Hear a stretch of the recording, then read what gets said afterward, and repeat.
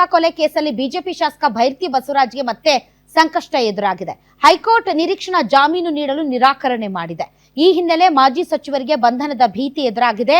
Arrest ಆಗೋ ಭಯದಲ್ಲಿ ಶಾಸಕ ಭೈರತಿ ಬಸವರಾಜು ನಾಪತ್ತೆಯಾಗಿದ್ದು, ಯಾರು ಭೈರತಿ ಬಸವರಾಜ ಅದೇ ಇದು ಸ್ಪೀಕರ್ ರಾಜೀನಾಮೆ ಕೊಡೋಕೆ ಓಡೋಡ್ ಬಂದ್ರಲ್ಲ ರನ್ನಿಂಗ್ ರೇಸ್ ಮಾಡ್ಕೊಂಡು ಅವ್ರ.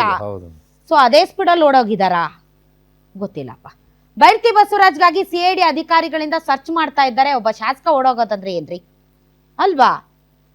ಯಾರೋ ಫುಟ್ಪಾತ್ ಅಲ್ಲಿ ಪಿಕ್ ಪಾಕೆಟರ್ ಓಡೋಗೋದ್ ಕೇಳಿದೀವಿ, ಒಬ್ಬ ಶಾಸಕ ಓಡೋಗ್ಬಿಡ್ತಾರ? ಅಲ್ಲ, ಅವ್ರಿಗೆ ಓಡೋಗ್ ರೂಢಿ ಇದೆ, ನಿಮ್ಗೆ ಗೊತ್ತಿಲ್ಲ, ನೀವು ನೋಡಿದಿರಾ?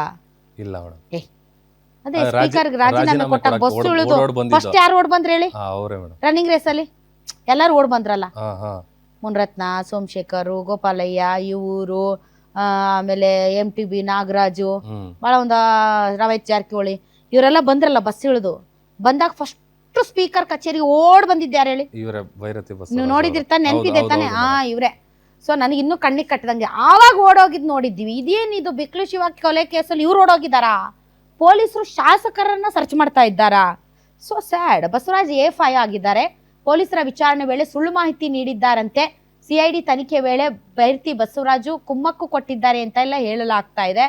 ಬಟ್ ಅದೆಷ್ಟರ ಮಟ್ಟಿಗೆ ನಿಜ, ಎಷ್ಟರ ಮಟ್ಟಿಗೆ ಸುಳ್ಳು ಅನ್ನೋದು ಇನ್ನೂ ಕೂಡ ಸಾಬೀತಾಗಬೇಕಾಗಿದೆ. ಬಟ್ ಅವ್ರಿಗೋಸ್ಕರ ಅಂತೂ ಸರ್ಚಿಂಗ್ ನಡೀತಾ ಇದೆ ಅಂತೆ.